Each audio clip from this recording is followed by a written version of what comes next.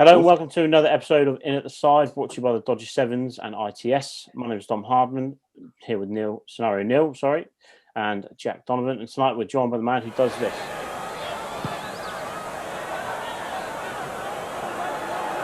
Reihana.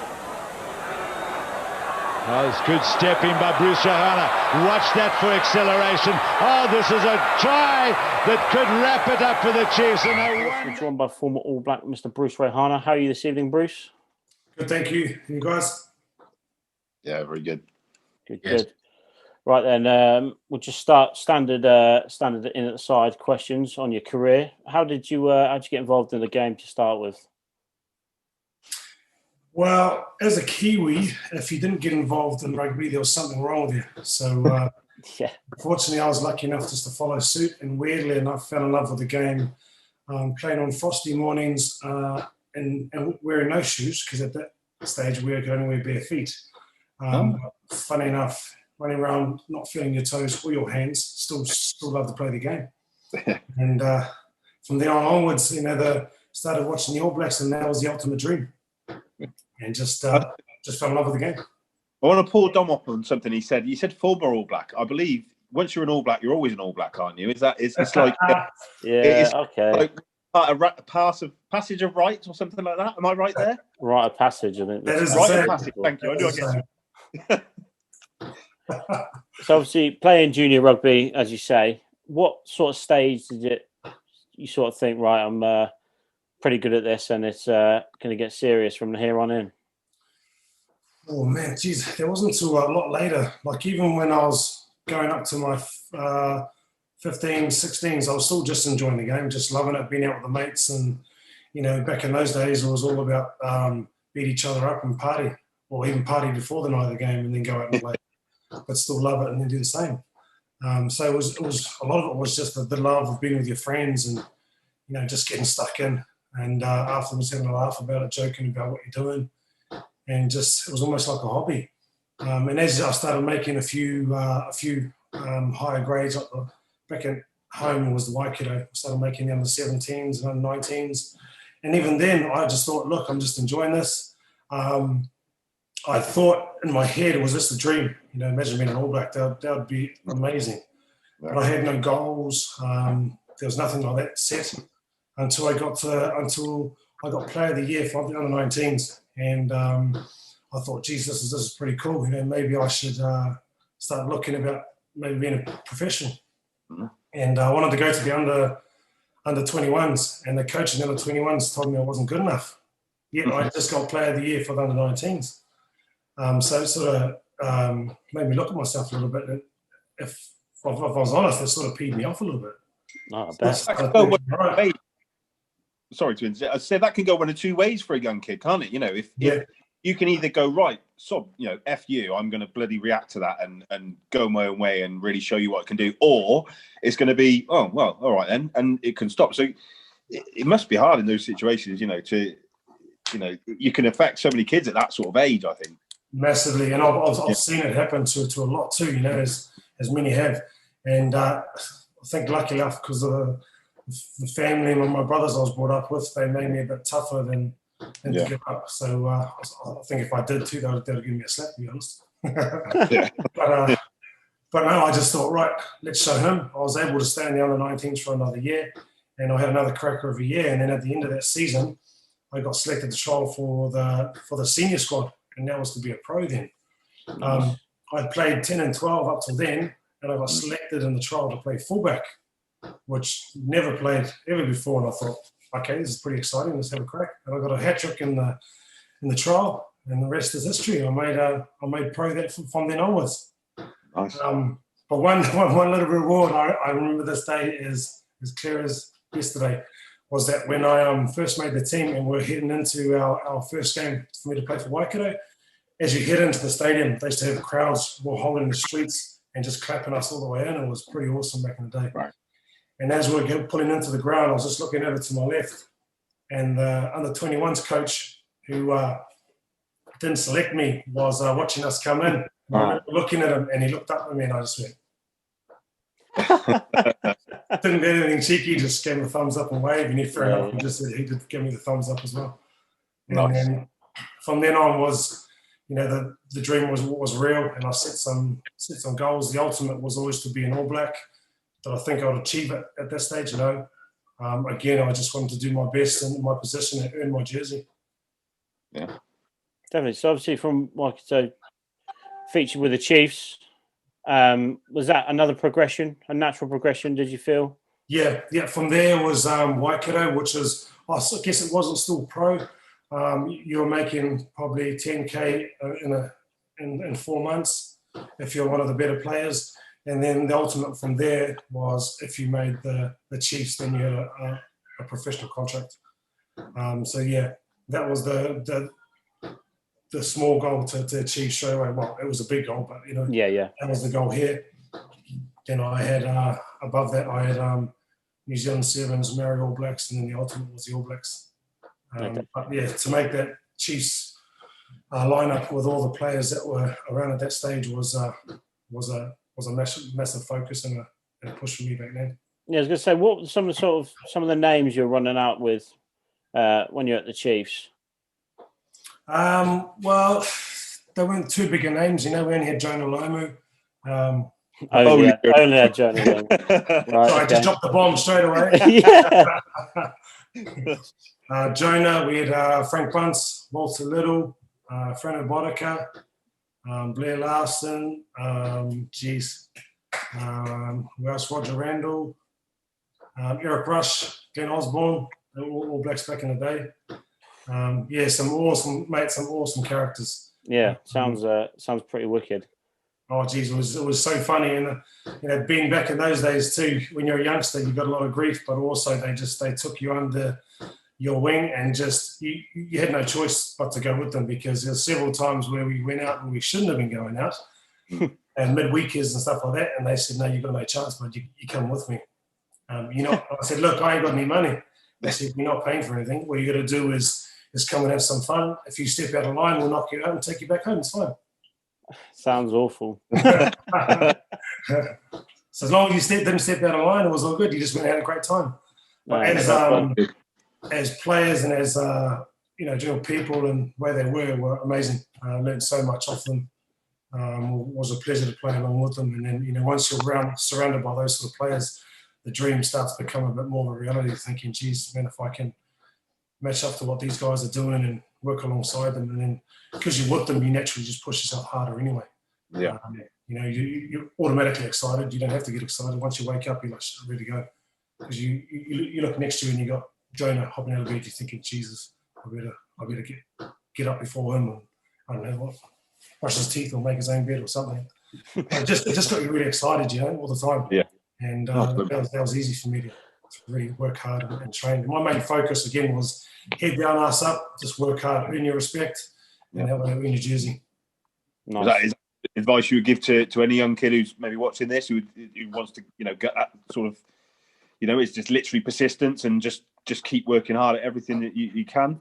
100%. I mean, and look, it is natural to get knockbacks. That's part of the process. Enjoy those knockbacks and just think, if I keep working hard, keep my head down. And one of the massive biggest things too is listen, absorb, and then put it into action. Okay, you'll have a lot of bumps along the way, but that's how we learn and get better. You don't have those bumps, you don't improve. But just keep positive. Keep positive, thinking if I be persistent in the process and I do the fundamentals right, then I can make it. Yeah. So, saying culture and everything, like growing up in New Zealand, actually playing as a junior there. Obviously, I know sort of jumping the gun a little bit here. Sorry, guys, about the coaching. Do you find there's a much different culture in junior rugby over in New Zealand compared to England? Because is it something where in New Zealand you're naturally going to put the work in regardless of who asks you, maybe? Because it is you're almost born expected to pick up a rugby ball and it's ingrained into the culture, whereas over here, obviously, there's a lot of different battling sports. Do you find there is a difference in that sort of ethos as a junior rugby player? Yeah, good call. No, definitely. From when I was a youngster growing up, it was all about huge respect for whoever was your coach, and just get stuck in and work really hard, because you got so many good players around you, and if you don't, you just get left behind. But it's just part of the culture over there, where everyone believes and works hard for each other. And the biggest thing about NZ rugby is that they, from a young age, you always taught to run with the ball and beat defenders, not run in or run through them. The biggest thing I found here with my sons and also the coaches was, my sons would go out and the weather's getting slightly wet and the coaches are teaching them pick and go. I was like, geez, what's going on here? Yeah. But the weather's different, but again, totally different culture. They still don't think if they develop passing skills, we can still work their feet and we can still get around players. And that's where I've been doing a lot of these one-on-one coaching and coaching kids this year and working on their footwork and their hand skills to think mindset, beat people. Yeah, it's that whole sort of debate, is it a sort of an evasion game or a contact game? I played rugby under a Kiwi, and he was always, we never tackled, which you can probably tell now when I play. But he was always trying to just trying to get round people, and the open play of the game. Yeah. So I definitely think it's that balance, isn't there? Yeah, there is, mate, because eventually you got to make contact, but it's trying to get to a soft shoulder or at least try and beat a person. Because if you get him offset, then you're in a better position. You're more powerful. Then you can use the fend, you can use the shoulder, you've got leg drive, etc., body position. But it just gives you all those options. When you just run straight, then there's only one. And a lot of people get away with it for a little while until they get caught with a bigger man that can hit them hard, and all of a sudden you're in a proper shot. Like I've coached quite a few kids who are quite big, and they said, "Oh, I don't need a side step. I just run over people." I was like, "Yeah, that's great, but you're going to come to a spot or time where you're going to get to another level, and someone's going to sit you down, and then you're not going to know what to do. And then because you don't know what to do there, you're going to be scared, and then you're going to drop away, and everyone else will go past you again. And you're going to keep your mind open and just upskill yourself on as many ways as you can." Yeah. Do you find that there is too much of an emphasis on promoting a player at a young age based on their size rather than because I've seen it as well firsthand. I'm not going to name, but one of the DPPs that I did a bit of coaching for, I knew one of the lads who was there personally, and he's now in that setup, and he has one of the best sets of hands I've ever seen. Plays centre. He's a massive kid for his age. I'm right here, mate. Oh, Jesus Christ, honestly. Even I knew you were going to say that, Neil. But I was chatting to the coaches before, and straight away they said he'd make a good tight head. And I went, "You've not seen his hands yet." Put him in an open game, and all of a sudden he just fizzed a 3-man miss pass out to the winger. Yeah. He was good. And then all of a sudden they started to realise. And do you find that, like particularly over here in England, you don't necessarily get given a chance to promote your own skills? 100%. Yep. I've seen that a lot. And, again, lucky enough, I've been involved with a lot of kids since the first lockdown, well, especially after the first lockdown and all the way through here. And it's really helped me adapt a lot more to different styles and different kids. I guess it helps because I've got a few myself, so you've got to adapt, But definitely, I've noticed that big time. And a lot of players, I always ask every kid I train, so what position do you think you're going to be? And if they're tall, they go, "Oh, lock." I guess it's in my stature. And I'm like, well, you never know. You could be a tall centre, you could be a fullback. Yeah. Like, oh, not really. Because look at the size of me. This is all I can do. I said, well, not when you're with me, buddy. I'm going to upskill you in as many ways as I can, and I'm going to give you some options. I wish you were my coach, to be honest, because I've always said this. I'm 6'3", right? I've always been stuck at second row. Now, I absolutely hate playing second row with passion. Right? I'll play back row, I'll play centre, but for some reason, I'll walk to a new club, and I've done a lot of new clubs. It's always, second row, straight away, before I even open my mouth. And it's like, no, I'm not a fucking, and it frustrates me. So I can see, but I mean, once they see my silky skills, it's normally all right. Yeah. Well, the thing is, I don't know what it is, and that really annoys me because you can't judge a person on the way he is. I mean, he can fit any position. You can work to a certain position, especially when they're youngsters. Man, give them options. Yeah, definitely. Upskill them. I almost feel that sometimes coaches don't want to coach the kids properly. The easy option is, he's tall, he can go on the road. He's a bit bigger, he can go front row. I mean, what if he's got good skills? Yeah. He could be a 12. Then you just got to put some effort into him. And that's what I've been focusing a lot on the kids and just keep making sure they just keep their vision open. And I'm always talking to them about upskilling everything, because I always say what takes a player to the next level or gives them the next factor. And there's various questions, but I say, look, if you got quick feet, you got quick hands, you can play anywhere. If you got quick feet and quick hands, then it buys you time. Then on top of that, it gives you vision. You got more time and vision, then you're relaxed. And then all of a sudden with that, you become more confident. And then when you play the game, you got more freedom. You can enjoy it a bit more. I know. Yeah. I wish I'd had someone like yourself, saying that back in the day. I could have been playing for, I don't know, the B side of my local team by now. Come on, man, the same big. Yeah.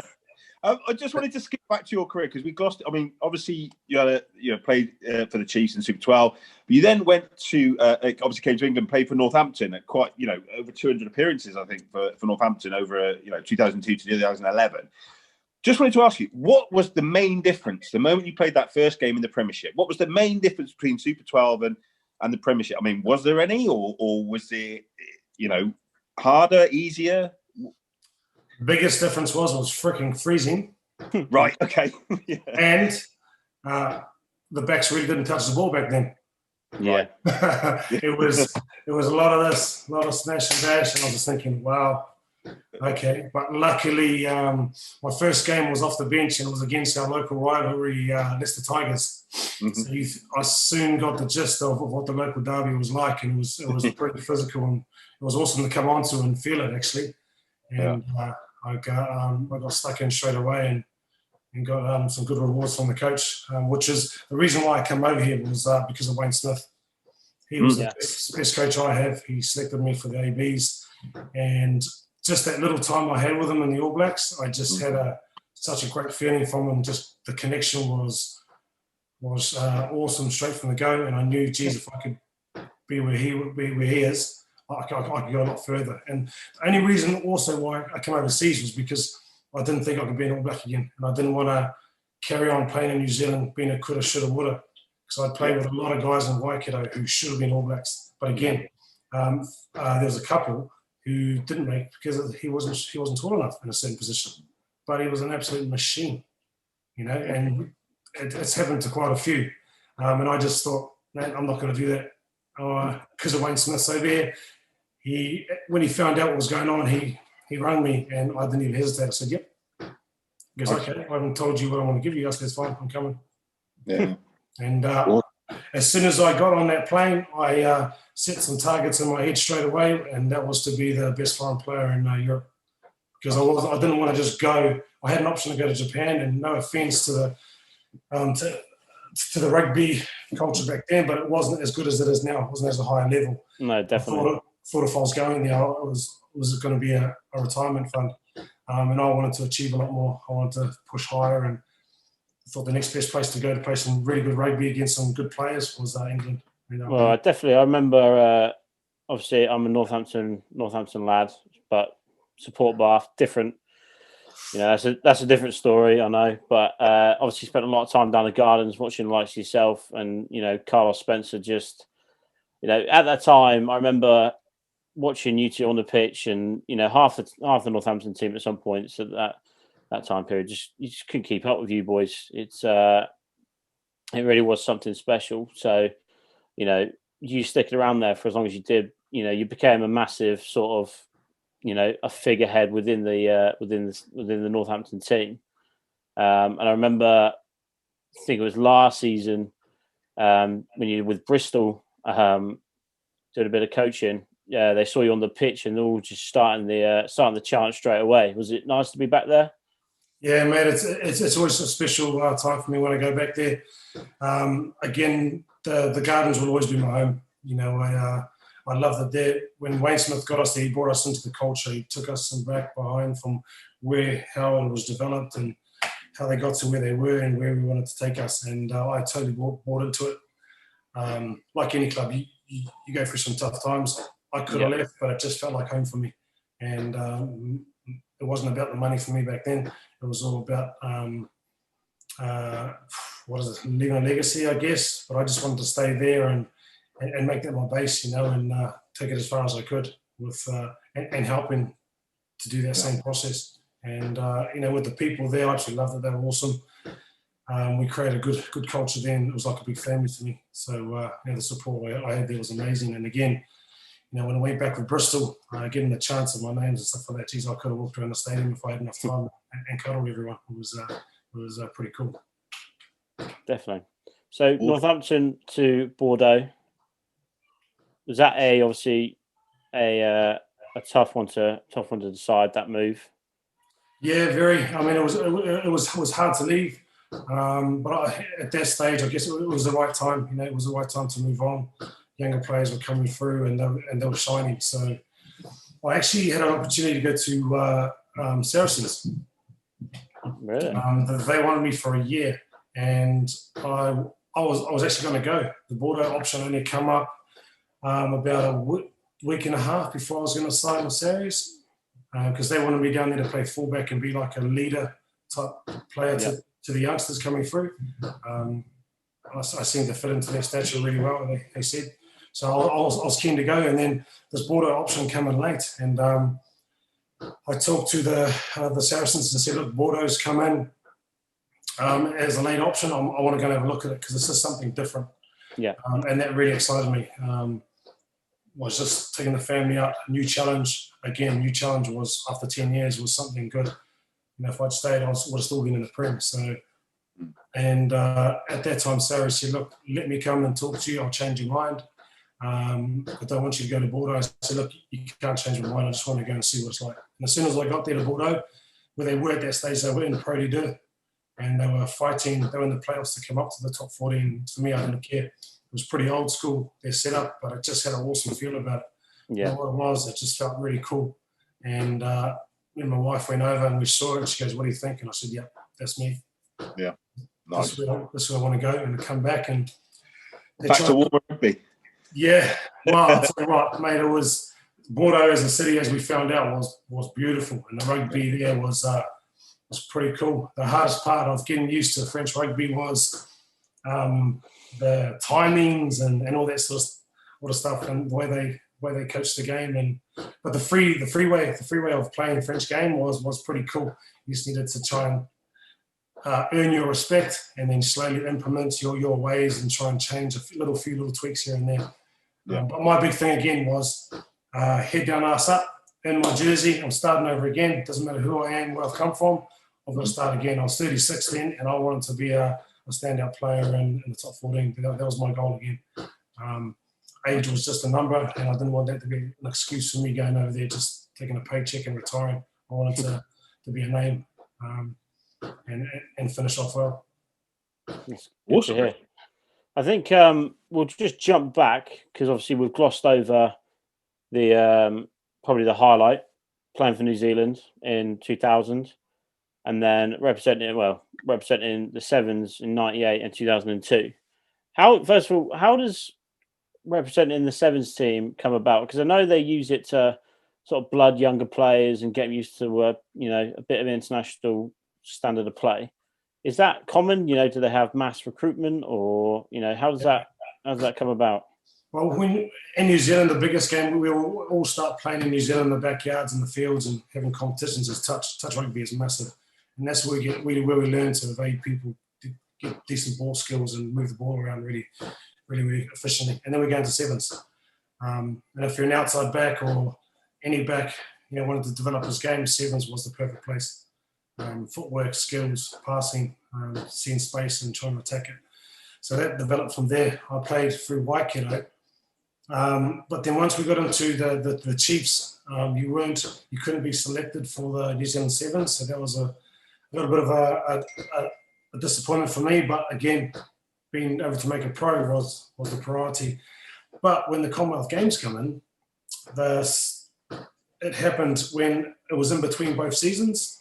Yeah. So we're able to the best players in New Zealand were able to trial to try and make that Sevens team to get to the Commonwealth Games. So they opened it up to all Super 12 players who were keen to play in the Sevens to go to the trial. And if you're good enough, you made it. Wow. And I was lucky enough to make it. And mate, it was awesome. But I tell you what, I've never worked so hard in my life. Gordon Titchens thrashed the shit out of us. Talk us through that sort of recruitment tryout process, because I don't think there's something we have nowadays in the modern game.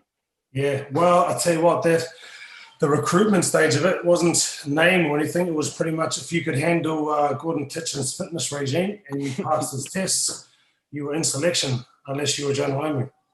Yeah. Yeah. Because Jonah wasn't the fittest, obviously. I mean, at 6'5" and 118 kilos, you wouldn't expect him to be winning all the tests. But he could. He was a game changer. Yeah. But the rest of us, we got flogged, and if you couldn't handle it, then unfortunately you're put on the sideline. Wasn't Jonah lined up? I think because when we had Sean Fitzpatrick on, he said that Jonah Lomu was literally on the steps of the plane, ready to go to the Commonwealth Games. Which was it '98, and he got the call up to go and play for the All Blacks. I think something like that, and that's the World Cup where he proper broke onto the scene, like absolutely ragdolled England all over the place. Oh, that was '95. I think 95. Yes, that's right. But apparently he was due to literally with the team, the 7th team, ready to go away, and got call up. So that's isn't it? To think that if he'd have gone on that Sevens tour, I mean, you'd probably still have come through, wouldn't he? But even still, you wouldn't have had him at that at that World Cup. So Mike Catt would have been a bit happier. Yeah. But a few more teams. I think they had quietly been keeping their eyes on him. I mean, when he played at Colston College, he was a number 8 back then. And he was scoring tries like he was doing on the wing from number 8, picking and going. I mean, seriously. Yeah. And then as a winger, when I was back home, because I was thinking, right, fullback wing, that's my angle to go for All Black. And then back then, when the All Black coaches decided to try Jonah on the wing, I was like, oh, dreams, gone. Yeah. And then literally when he started playing, you're just like, oh my gosh, this guy is just on another level. Special. Oh, mate, it was unbelievable. But again, such a gentleman. I couldn't pick more of a gentleman in the game. I mean, for such a superstar, he was just like us having a chat. He would, if you're with him, go anywhere. He'd shelter you, everything. He wouldn't let you pay for anything, because he was in a good place. But again, he's just so humble, would do anything for anyone. But you get him on that field, geez, watch out. Yeah. And trust me, I had a Mike Catt moment, and it wasn't nice. No. Seeing those thighs coming towards you, you think, go low. But really? I'll tell you what, let me tell you the story. Okay, we were playing against some Counties Mullingar versus Waikato. And you always get excited about these games until you see Jonah Lomu on one wing and you've got Joey Venderi on the other. And you think, shit. Okay. This is one of those games you can't just rock up into and think you're going to do well. So I had a little process in my head of every time they were spinning the ball out, I would try and read it and sprint up as quick as I can. As soon as the ball got to Jonah, I would just try and wrap my arms and legs around one of his legs and try and take him down. Managed to do so a couple of times because he didn't have the amount of speed. Yeah. Second half, I ended up being fullback. And we said to our 9s and 10s, do not kick the ball to Jonah straight. Make it contestable. Okay, so this one certain part of the game, our stupid number 9, ended up kicking a long flat one to him. And I was thinking, oh no, we're in trouble here. But I was at fullback, so I was like, it's not too bad. We've got our centres attacking him. At that given stage, our centres decided to play touch rugby, didn't they? And I was watching it. Who were the centres? Mate, well, they were big boys. It was Scott McLeod and Matthew Cooper. They were 102 kilos each. And they just decided to do the old, yours. And, mate, I could see it happening, and I was thinking, oh, no. And anyway, he started breaking the line. I thought, geez, this is going to hurt. And then I looked outside, and he had Joey Levenderi. So I thought, oh, good. He's going to pass it. And then as I saw his face and his legs getting close, I was thinking, shit, he's not going to pass it. And my thought process, I had about 3 or 4 seconds, and literally, I was thinking, right, naturally, legs, go for his legs. Am I allowed to swear on here? Yeah, go for it. Yeah, I mean... I looked at his legs and I thought straight away, fuck that. I'm not going for those legs. I'm not going for those. Mate, one of his legs was the size of my hip. I was thinking, I'm nowhere putting my head and shoulders there. So I thought, right, next plan, go high. And I looked up and thought, geez, fuck that too. So literally in those 3 seconds, I thought that, and then I ended up closing my eyes and just throwing myself at him and did a double backwards roll and got up scoring stars. Oh, but when I looked it back on the play, he actually hit me, and I flew back. He stopped for a minute, so I framed that as a tackle, and our number 9 came and jumped on him. So got him. Fair play. Well, you're a big man. I was never, I think Pentas did personally. Yeah. I was just a speed bump, Yeah. Crazy. Yeah. So, coming on to rugby event, current rugby events, let's say. We've had a involvement with Bristol more recently than not. What do you think's going well in the Premiership at the moment, in general, despite everything that's going on? Well, I think the hardest part they've got to do is, stay away from doing anything silly and keep as fit as they can and not catch COVID, because otherwise it affects the whole team. That's the biggest battle. On-field action, there's quite a mixture of play going on at the moment for a lot of teams. There's quite a few teams struggling. And I guess I can only imagine through what they're going through of how strict everything has to be. That alone would be quite tough. And then when you've got a few cases, you get disruption and a bit of unbalance amongst the team, and it just throws things out a little bit, I guess. And I guess the team that can deal with that the best can obviously come through that and just focus on their game plan and do well. And at the moment, the Bears seem to be doing that pretty well. They've got definitely. Especially, I think they're going to be testing the depth of the squad as well, with obviously the Six Nations coming up. Lots of players from the Premiership obviously will be leaving for that. Is it an 8-week bubble this year? I think. Without the teams are being closed together. Do you think the Six Nations could be the same, or do you think we're going to be seeing closer, more tightly fought games? The thing is, the way with the rules now, I think teams have to look at still trying to play it expansively, but again, it's all about winning that contact and the breakdown. Speed of ball is what gives you that option to break teams down, and hit soft shoulders. Because at the moment, a lot of the defensive lines, there's always 13, 14 in a line, so there's a lot of brick walls to run into. So, you can't consciously do that throughout the game and just and get away with it and score. The defense is strong, players are bigger. So it's about, I think, a lot of those little micro skills that if the boys can get that down packed and that confidence and that connection and culture amongst the team, are the ones that'll do well during this time. Yeah, definitely. You mentioned the Six Nations briefly there, Dom. Obviously, that's coming up. Do you think? Obviously, we know that fans have a massive impact at certain games and certain grounds. Like from first-hand experience in the Premiership. I imagine, like you say, your local rival game against Leicestershire, that was always, a bit more charged than any other, that sort of thing. Do you think the teams are going to get affected massively? In the Six Nations, we're not having the crowds there, not having the support of the home advantage, as it were. Yeah, I think. Sorry, I totally forgot all about that. That'll affect them big time, because a lot of teams I think now there is no home advantage, because you're just playing in an empty stadium. Normally that does big you up big time, because I remember back in the day, you'll get just charged by the way the crowd was as soon as you got to the stadium. Or you feel a little bit on edge, a little bit, I've got to make sure I do this, otherwise you're going to get hammered here, not by the players, but also the crowd.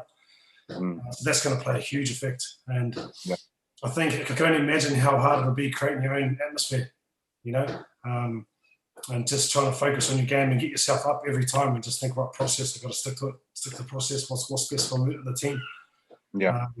And, sometimes you're going to have those lower periods, which always happens, and you always look for the crowd to big you up, but there's none of that at the moment. So, again, I think that's where the culture of the team and everyone in that team have to work within themselves to really big themselves up all the time, or as much as they can, And if they have a lull, pick them back up, they can only help themselves out there. So, and that's going to be tough. Yeah. It's not always easy when you're amongst the battle, is it? Being a bit blunt, Six Nations wise, obviously differences, lack of atmosphere, etc. With all that to account, what's your who do you reckon is going to come out on top, and who do you reckon is going to finish bottom? Ooh. Okay. I think at the top, it's either going to be England and France. Yeah. Just because I think France are developing so well at the moment. They've been like a sleeping giant for a long, long time. And when I was over there, I would blame it on a lot of the coaching. It was too willy-nilly. Timings weren't kept. It was just the typical jouet. But that only worked for a certain amount of stage. And then once a lot of teams started getting more structure and to play, then they started falling apart. And that's where the French rugby has stepped up massively now. They've got a lot more foreign coaches. Even their own coaches now develop really well. And they've got an abundance of players. And now with Sean Edwards over there now, who's tightening up their defence, I think they're going to be a huge force. England are always going to be tough. They've got a big squad. They've been together for a long, long time. They've got a good mix of youngsters, but loads of experience. So I think, again, those two are going to be a top. Bottom, Italy. Have to be Italy. And, Wales are in a bit of a lull period at the moment. They're in transition, aren't they? They're in a bit of transition period at the moment. And from what I've seen in their last few games, they've got ability, but their attack shape doesn't seem to be very good at the moment. I do feel that out of all the nations, they will be the best favourite by most. Yeah, they're in that transition period big time, and that's not going to happen overnight. It will take a bit of time, and they'll get fully tested during this Six Nations period. And I mean, it makes it more interesting though, because I mean, when I was a kid, I first started watching rugby and all this sort of stuff. England were probably second or always second from bottom of the table. Normally, France were an absolute powerhouse. You had Wales that, well, to be fair, back in the day they weren't very good, but France especially with a team to watch out for. Ireland, and it certainly in the Six Nations it's been boring some years because England have been that much step above, any other team in there. But like you say, with France coming through, they've got such a young squad. Yeah, they could be an absolutely the winners of the tournament, Grand Slam for the next 8 years if they carry on with the expansive rugby they were playing before. Do you think that England, in a way, at risk of sort of playing the same way they've played and getting caught out? Do you think that some of the other nations can kind of capitalise on that, or do you think that Eddie's sort of constantly changing it up? I would think Eddie would be smart enough to have something in his toolbox, because at that level you've got to be able to keep switching it up, because you will get found out.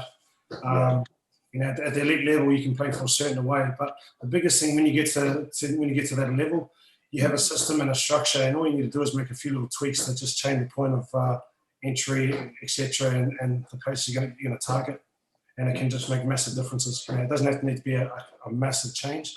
It's just little tweaks every here and there can just put teams off, because the analysis they do these days is unbelievable. They can see what every bit of structure, every bit of move you make, you pick them apart easily. So you need to make little tweaks, and that might just catch a defender out of line because he's thinking you're going to do one thing, or you just pop out the shoulder and do another. So.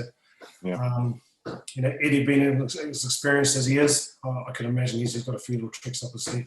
Yeah, definitely. But again, it's most of it does come down to on the day and the pressure you're feeling. If you can absorb the pressure, then it comes down to those little skill sets, those micro skill sets that make the difference. Awesome. Last thing on the Six Nations from me. Obviously, a lot of press recently about the Ladies Six Nations being cancelled, postponed, whatever you want to call it. Why do you think that's come about? And, what do you think really allows the men's game to be carried on and not the women's, so to speak? It's a good question. It's a tricky one, and obviously, if you don't want to answer it, or I'm not too sure on that either, and I couldn't give a proper answer. You guys got any other thoughts on it? My only thought would be there's been talk about the fact they're now looking into introducing COVID testing into the women's 15. I just think it's been overlooked, and it's more about the testing rather than the out-and-out protocol. No, definitely. Okay, cool. So I guess it comes down to a money factor then, doesn't it? Well, that's what I was thinking as well. Yeah, it has to be. Final little part from you, Bruce. Reihana Rugby up and running now. Anything you want to just mention? That we talked about your coaching style and what you plan on, but yeah, do you want to just give that a little plug? Yeah, no, Reihana Rugby, we started in the summer, and the biggest thing for me was my motto was it Go Mad, or MAD, means make a difference. So make a difference in whoever I'm coaching's life, whether it be with their skill ability, confidence. Confidence is a big one, and giving kids options. And the biggest thing I keep working on them for is to keep armoring what we say their toolbox, so they've got an abundance of skills to pull out at any time if they need to. And then that gives them options to play in different positions if they need to. Although they can't. Then if someone sees their size, they say, look, well, you can't really catch a ball. Well, you're only going here. Whereas if they can come out and say, look, I can kick, I can pass, I can beat defenders, I can fend as well, then you got options. So the biggest thing I'm trying to open up all kids' eyes, and even some of the adults I'm coaching, into saying, look, you don't have to just because you're playing one position, you don't have to just have this one skill set. Give yourself more options, because that's what's going to set you elite and make you go up another level. And if you look at all the best players, the reason why they're there is because they've got X factor. So what can give you X factor? What position do you want to play? And let's fill that position with a lot of skill sets, so you've got options. And then if you see things, then you can implement them because you've got the skill set. I'd hate you to come up with a situation where you think I'm going to need to pass it or I need to kick it. Well, I can't because I'm not too sure how to do it. So I'm trying to give all the kids I coach and the seniors those options to, if that does come up, I'm going to put my hand up and say, look, I'm better than everyone else because I can do this. I can also do that. And also I can see what I'm doing and make better decisions. So really trying to develop them that way. And the biggest thing too is enjoying that process. They're doing it with their smiles on their faces and enjoying it, and seeing them improve is the biggest thing. And they've got to want to do it too. I'm not forceful. I wish my way is trying to get aim and get a good feeling for the kid, because everyone's different.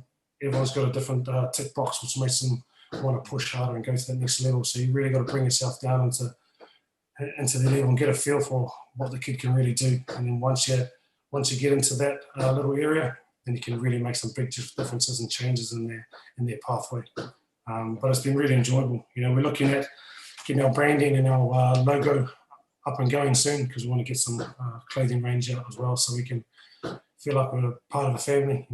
We get some clothing and all the coaching I'm doing, and we get a logo set and get everyone feel a part as one. And, they can push and set some big goals and think, look, I can get there on this pathway. Definitely. Well, thank you very much for joining us, Bruce. Yeah, I've got just a couple of very quick scenarios. You've actually got some this week. Well, it's the we're back in lockdown, so I brought that one back. Oh, blimey. Favourite one, and the Saw one I was thinking about as well. But no, so obviously you might notice the name. I've been tasked with coming up with scenarios. I'm not very good at coming up with them, but we've got a long running one that is a lockdown question. Now, you've been forced to be locked down in your house with a player you've played with in your career. You can't go out at all. You're having food brought to you. You're in a complete bubble for 2 weeks. Who, out of anyone you've ever played with, would make it an absolute living hell, and why? Well, there's so many, to be fair. There is loads. Geez, who would it be? Oh, man. Oh, let me think. I'm going to throw someone under the bus. Throw many under the bus, because they would do it to me too. Yeah, exactly. Let's think. I'll think of a Kiwi, and then we'll do an English. Oh, sounds good. Yeah. Okay, so a Kiwi would be Eric Rush. Oh, right. Okay. Yeah. And why is that? Mainly because I'm only doing it because it'll be payback when he got me back in my time. But he got me many times, actually. Just the way, I guess, it won't be Eric Rush because he's actually funny. So I'll actually laugh a lot, even though he pisses me off. Right, okay. It have to be one of our filthy forwards, I guess, just because of their habits. Or let's go Reece Duggan. Right, okay. Why is that then? A little number 9 who plays back in NZ. nicknamed the Rat. Just So you said the rash. the Rat. Oh, the rat. The rash would be a bad nickname. Rat, anything, that's fine. I think mainly just because number 9s are always annoying. They talk too much. They think for the man. They try and control you. But that's why they're good at their jobs, I guess. True. Very good point. And an Englishman? Well, not necessarily an Englishman, but someone you play with in England, obviously. Englishman, jeepers. That would have to be. Oh, no, he's actually Kiwi. I was going to say. No, I'm not going to say. Let's go. A famous one. Let's go. Steve Thompson. Oh, right. Okay. Tomo. Tomo. I don't want to spend 2 weeks with him in the house. Eating habits, hygiene, trying to dominate the situation. No. You never get to watch what you want to watch what you want to watch on telly, all that sort of thing. No, you'll be totally in his control. Yeah. You'll be constantly in each other's head. It'll be horrible. Okay, and just give me one name for someone who'd make it an absolute breeze then. Who could you just do 2 weeks with like that? Kiwi, John Lomu. Right. Good shout. Yeah. Easy. Englishman. Oh, Ben Cohen. Ben Cohen, yeah. Yeah. It's been many years with him. I had some great times with him playing, being a fullback and having him on the wing was amazing. Yeah. And have some of his stature and his size with his skill sets as well was awesome. He'd be easy to get along with. Spend so much time with him already. Perfect. Right. Well, I've got one more question then. Right. You have to. This starts a bit weird. You have to just bear with me. You wake up in a dark room, right? You're chained to a table, and you hear a little squeaking coming from the corner. It's that scary fucker from Saw cycling in on his little tricycle. Right now, you've got on the table. You've got 20 pints of Guinness, a bottle of Jägermeister, a bottle of Scotch, and a bottle of vodka, and you've got to finish it in 24. Well, you've got to finish it in a session with 2 other people. Who'd you choose? You there? Oh, can you hear me? Oh. Yep. Yeah. So I don't know how much of that you caught. Sorry, say that last bit. Well, so you wake up in the room. There's all these drinks on the table, ridiculous amount of drinks. You've got to pick 2 people to help you see them off in a drinking session. Who'd you pick? Wow. The first one will be a prop from back in NZ called Deacon Manu. Right. I've never seen anyone do a jug as quick as he could. 3 seconds. And who would be one over here? Let's pick an Englishman.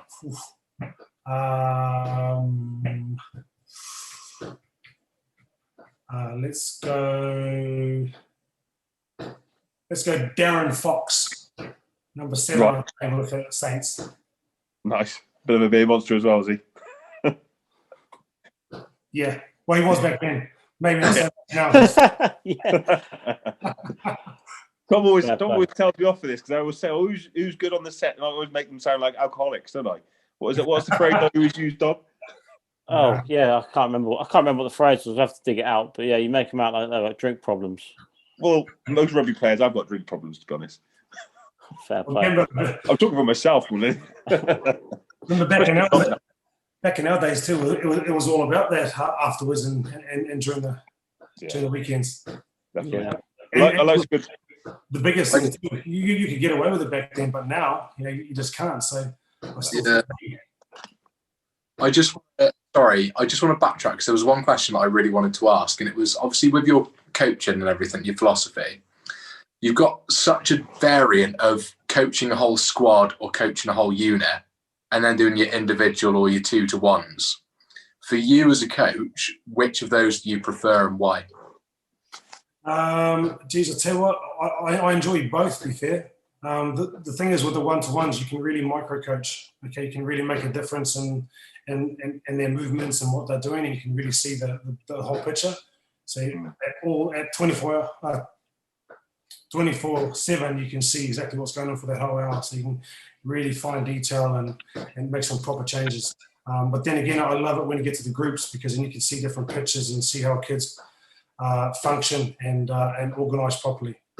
And then again, to what I do quite a lot is during the sessions, get them to freeze quite a lot and look up and tell me the picture they see and how they can make it better. Right. And that's how I do a lot of my coaching, get them to feedback and tell me how they can implement a better structure or a better move to find the space and why. Love that. The last thing that I did want to ask, any rugby player, particularly like you saying about that when you were sort of under 19s and you got told no, any rugby player who has a doubt about trying to further their career, what's the one piece of advice you'd give them? Well, geez, just stay positive. Stay positive and keep chasing your goal.